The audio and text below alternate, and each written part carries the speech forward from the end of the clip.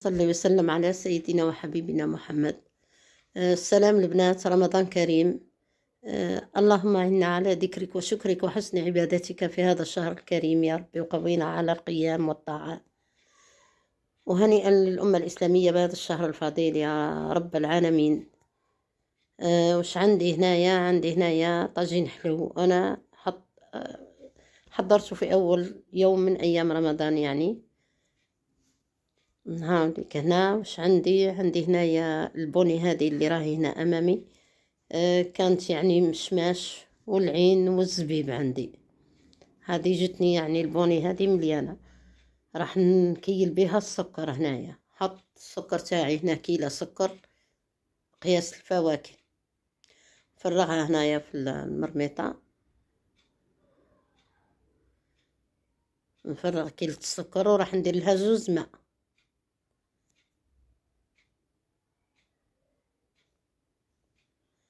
راح نكيل لها 2 ماء بنفس الكيل.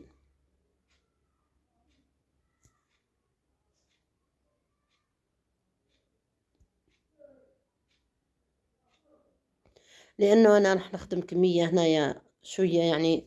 كميه انا مش راح نخدم كميه شهر كما يستعملوا اخرين. انا نخدم غير بكميه اسبوع.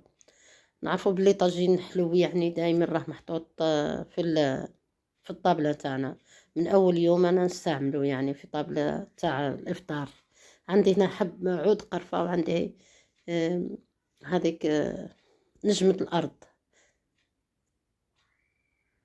نجمة الأرض عندي هنا. الزبيب تاعي راه مرنخ كذلك راح نضيفه. هاوليك الزبيب رنخته يعني بعد ما غسلته رنخته كذلك في الماء. عندي هنا مغرف زبدة. هاد الوصفة يعني محبوبة عندنا ونعرفها في رمضان بزاف، يعني دائما في الطاولة كل يوم طاجين حلو. حاجة من الأكلات اللي موجودة دائما على الطاولة كالبوراك أو الشوربة. هاي لك هنا أنا راح هنايا نحي العين نعزلها عليهم باش نعاود نرميها غير في الأخير. هاي لك هنا نحي العين على جهة. نخلي حبة المشماش اللي راح نديهم تهز المرميطة تاعي تهز، ولا كسرونة تهز الغليان. راح نحط المشماش. هاي لك هنا عندي الزبيب تاعي كذلك. راح نجيب هنا المشماش وندير نحطه في الكسرونة. عندي هنا نص حبة قارص راح نعصرها ونوجدها كذلك.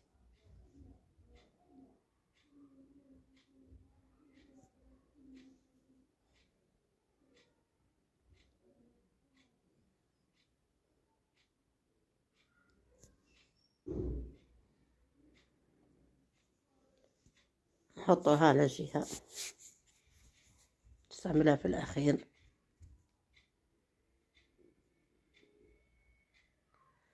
هاوليك هنا عاودت أنا ما وريت لكمش رميت كذلك العين هي في الأخر. هاي لك هنا وفي الأخير ضفت لها شوية مغرف صغيرة، نص مغرف زبدة كذلك. هاي لك هنا يعني موش راح يطول في الغليان. طاجين حلو نعرفوه. قدمته بهذا الشكل. حطيت عليه هنايا شوية لوز، وحطيته هنا في ليفيرين. هذه يعني كطريقة يعني تقدري تستعمليه في ليفيرين هكذا، يعني طريقة يعني جديدة هكذا ولا حاجة يعني في الطاولة. هاوليك وزينته بشوي مكسرات.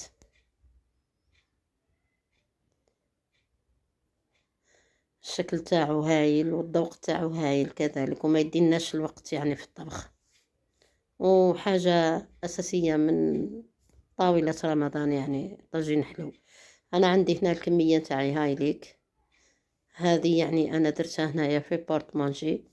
راح نغلقها ونحطها غير في الثلاجة. يوميا نجبد منها يعني ونحطها نغلقها يعني، وراح نحطها في الثلاجة. هذه كفكرة يعني قياس أسبوع. كي يكمل لي نعاود كذلك نخدم ونعاود ندير يعني بورتمونجي اخرى ونحطها اسبوع اخر. يعني طريقة كفكرة. كاين اللي راه يخدموا بالشهر، انا نعرف ناس يخدموا قياس الشهر. يعني هايلة، ان شاء الله ينال اعجابكم.